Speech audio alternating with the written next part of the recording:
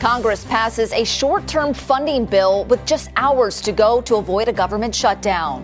And Japan looks to be the next country to land on the lunar surface with its Moon Sniper Explorer. The Morning Rundown starts now. From the Straight Arrow News Studio, bringing the stories that matter to you from across the United States and around the world. This is the Morning Rundown. Today is Friday, January 19th. Thank you for joining us. I'm Lauren Taylor. With just hours to go before tonight's deadline, Congress passed a short-term funding bill to avert a partial government shutdown, at least for a few more weeks. The bill now heads to President Joe Biden. By a vote of 314 to 108, the House passed the stopgap measure Thursday, following the Senate's 77 to 18 vote, extending current spending levels as 4 government funding bills were set to expire at midnight tonight.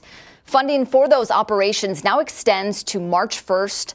The other government agencies, which were set to run out of funding on February 2nd, will now receive funds through March 8th.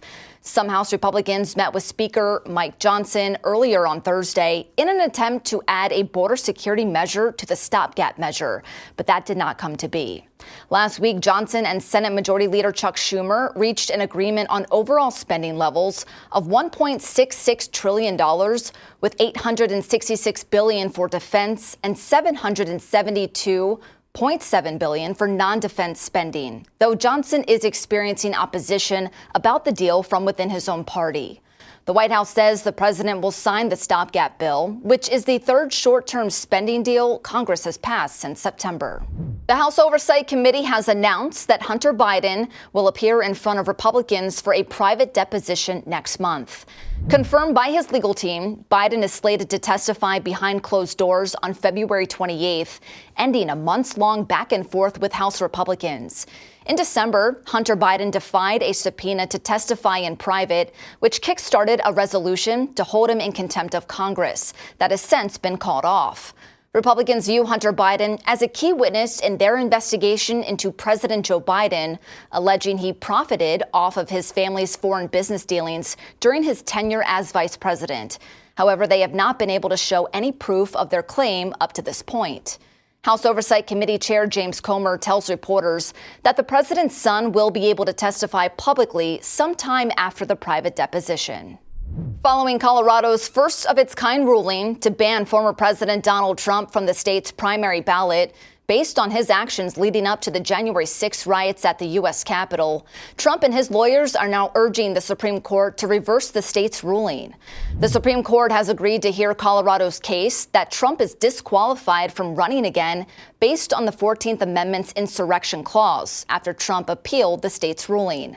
With efforts in more than 30 states to remove Trump from the ballots, the former president's legal team wrote to the Supreme Court on Thursday, calling for a swift and decisive end to these disputes. Trump's attorneys writing that efforts to bar the GOP's top presidential candidate from ballots threatened to disenfranchise tens of millions of Americans, and which promised to unleash chaos and bedlam if other state courts and state officials follow Colorado's lead and exclude the likely Republican presidential nominee from their ballots. Trump's attorneys contend that he did not engage in anything that qualifies as insurrection.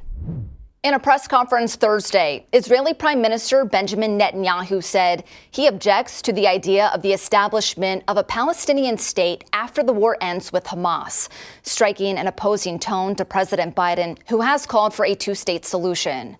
Biden and Secretary of State Antony Blinken have urged Netanyahu to seek a resolution where a revitalized Palestinian Authority would run Gaza once Hamas is defeated.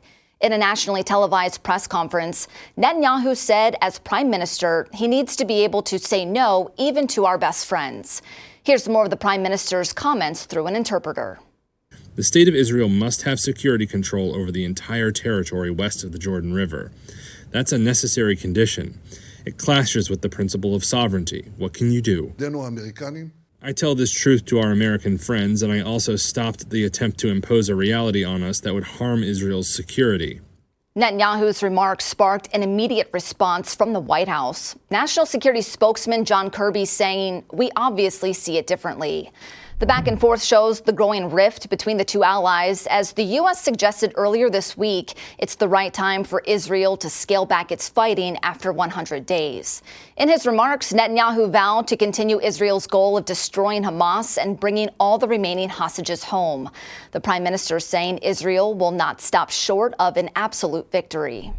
Macy's is cutting 2,350 jobs, with the largest department store chain in the country looking to streamline its operations under a new CEO.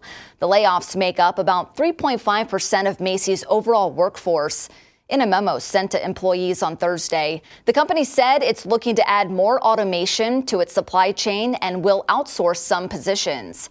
In addition to the cuts, Macy's will also be shutting down 5 stores this year. The company currently operates more than 560 locations. Tony Spring, who formerly ran the company's Bloomingdale's business, will take over as CEO next month.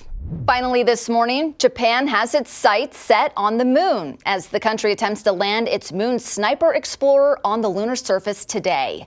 If Japan's first moon landing is successful, it will be the 5th country to pull off such a feat. The Smart Lander for Investigating Moon, or SLIM, launched in September and is using pinpoint landing technology to reach within 328 feet of its specified target on the moon. The landing is scheduled for later this morning. Meanwhile, a spacecraft that was intended to be the first lunar lander by a U.S. private company returned to Earth Thursday, burning up upon entering the planet's atmosphere. A fuel leak doomed the U.S. lander's journey early on. Another NASA-backed commercial moon mission is set to launch next month. These are your top stories for Friday. We'll see you back here on Monday. Until then, I'm Lauren Taylor. Have a great weekend.